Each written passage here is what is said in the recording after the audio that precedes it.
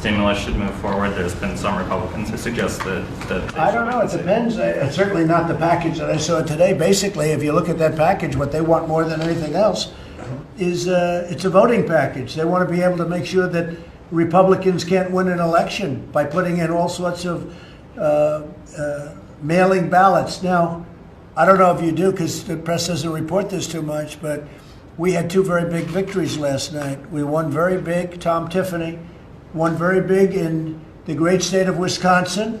You saw that. That was last night it came in. That was a big one. You saw that, Doug? And won by a very, very substantial margin. And in California, of all places, we had a fantastic race, and this was all mail-in ballots. This was all mailed ballots.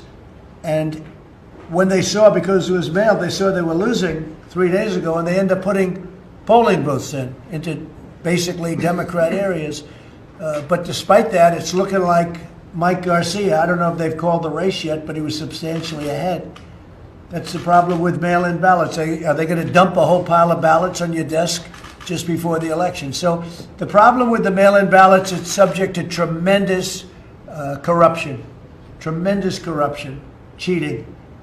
And so I'm against it. And if you look at the bill that Nancy Pelosi is putting in, has a lot to do with elections, and then we're not going to lose elections because of that. Okay, so this is Trump claiming that the next stimulus bill shouldn't pass because Democrats only want to ensure that no Republicans can win by allowing mail-in voting, only to then immediately congratulate Republican Mike Garcia for winning a mail-in election in California's 25th district.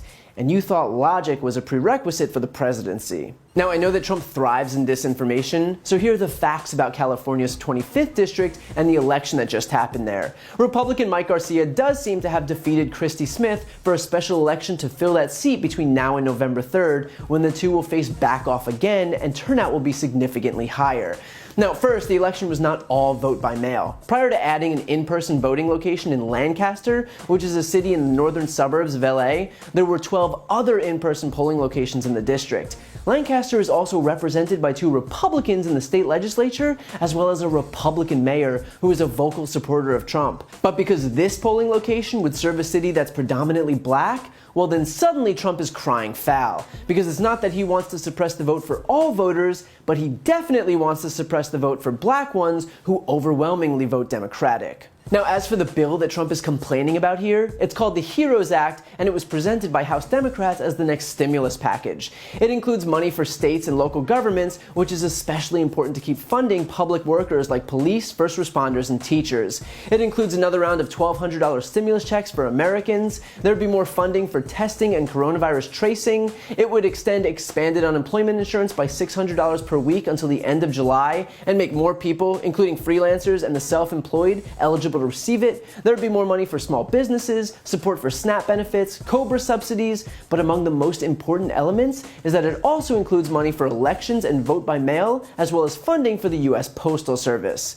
Now, while Trump and Republicans launched bad faith attacks about the appropriateness of allocating funding for elections in a pandemic relief bill, remember that making sure we don't have to choose between our health and our right to vote is absolutely relevant to the relief bill. Consider the fact that in Wisconsin, when the Republican-led state Supreme Court mandated in-person voting despite the outbreak, more than 50 people who voted in person or worked the polls tested positive for coronavirus. And so despite Republicans' desperation to discourage people from voting in densely populated areas, which just so happen to vote Democratic, we clearly need to prioritize safe alternatives so that we don't have to die to have a voice in our democracy. And the Postal Service is a crucial element of that. Republicans are hell-bent on letting the USPS collapse as a way to ensure that vote by mail is impossible. And so they'll sabotage it, or try and privatize it, or do whatever they can to ensure that voting won't be easy and accessible for the American people.